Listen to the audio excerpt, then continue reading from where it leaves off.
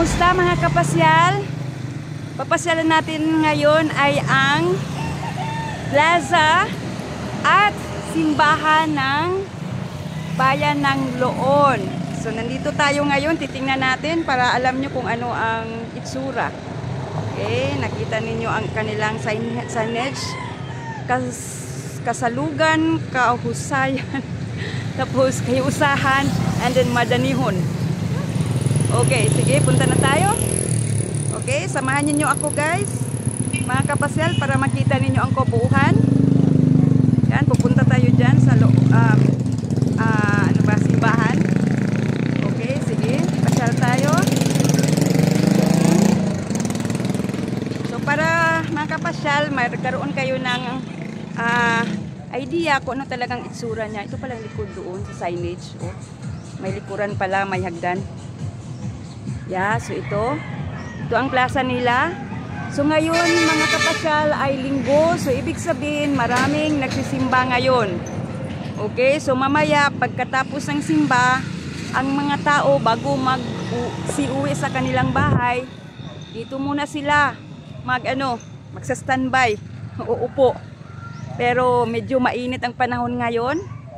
Baka mamaya may falls sila, may what? Ano ba tawag dito? Human made waterfalls? Ano ba? So hindi yata nila pinapaandar ngayon. Okay? Sige, punta tayo doon at saka mayroong estatwa ni, I think it's Jose Rizal. Sa palagay ko lahat yata ng mga lugar o mga parke o mga pasyalan, mayroon talagang estatwa si yung pambansang bayani natin, si Dr. Jose Rizal. Okay. So yun, si Dr. Jose Rizal. Yan. Okay. Sige. So, pupunta tayo sa may simbahan. Okay, so maraming sasakyan ngayon kasi yun na nga, araw ng linggo. So nagsisimba ang mga tao. Kaya alam niyo mga kapasyal, itong simbahan namin bago na ito kasi nasira ito, gumuho ito noong lindol noong 2013. So talaga sirang-sira. So bago na ito mga kapasyal. Ang mga nagko-contribute, okay, nag-ambag-ambag para mapaitayo ulit ang simbahang ito. So humihingi sila sa mga Tagaloon na nakatira na sa ibang bayan, sa ibang bansa. So yun, titingnan natin. Pasok tayo. Yan.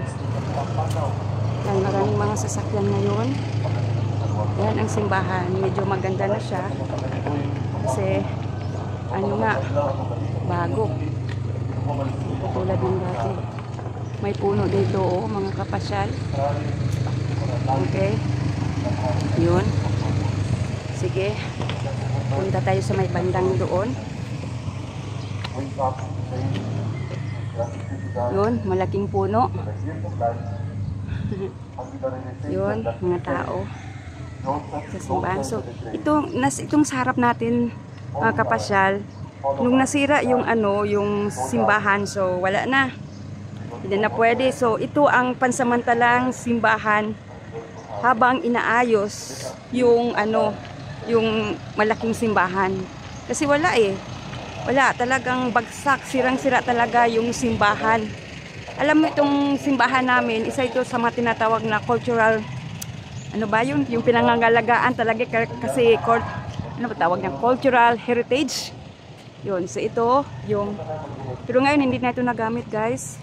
Medyo, na ito kasi naayos na yung Wow, ang ganda ng puno guys, tingnan nyo ang puno. Itong puno na ito, matagal na ito. Bata pa ako, nandito na ito. So mga ilang daang taon na siguro itong puno na ito, hanggang ngayon buhay pa rin. So sabi ko nga kanina, ito yung pansamantalang simbahan na ginagamit habang inaayos yung sirang simbahan. So yung titingnan na natin. Yun, parang hindi na yata ginagamit kasi naayos na yung talaga totoong simbahan, yung malaking simbahan. Yun. So yun. So ito ang harapan. Papakita ko sa inyo ang harapan ng simbahan talaga. Yan. Hindi ako makapasok sa loob kasi tingnan natin. Yun. Yun ang simbahan. Yun. So, tingnan natin. Pasok tayo. Sandali. Okay? Kung makapasok na tayo.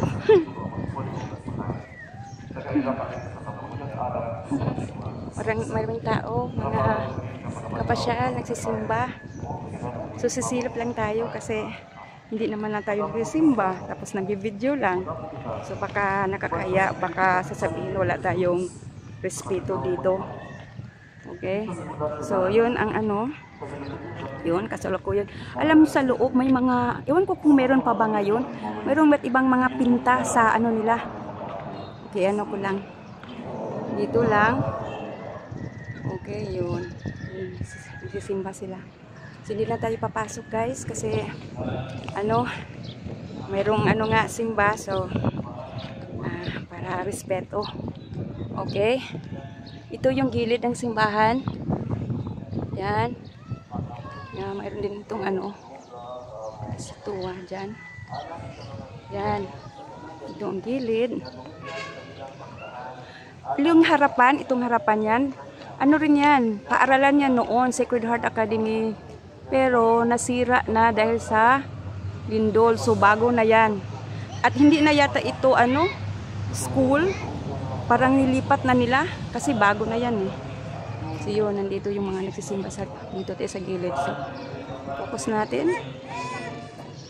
Okay. Yun. Yan. Okay. Sige. Punta tayo doon. So alam nyo, mga kapasyal, like ngayon lang ako nakabalik. Dito ako lumaki. Pero yan. Yan. Mayroon pa rin painting sa itaas.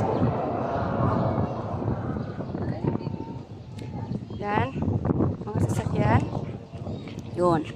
So ito pa rin, malaking puno. Hanggang ngayon meron pa. So mga kapasyal, hanggang dito na lang. Kahit pa paano nakikita na nga ang bagong anyo ng namin, simbahan. Pagkatapos ng pagkasira nito sa lindol. So, di na talaga katulad ng dati talagang maganda. Pero maganda pa rin naman, pero makikita nyo bago na talaga siya. Okay, sige. So, kung nagustuhan ninyo yung pamamasyal natin, okay, inaanyayahan ko kayong mag-subscribe para makasama ko kayo sa susunod nating pamamasyal. Okay? Paalam. Maraming salamat. Ingat. Okay.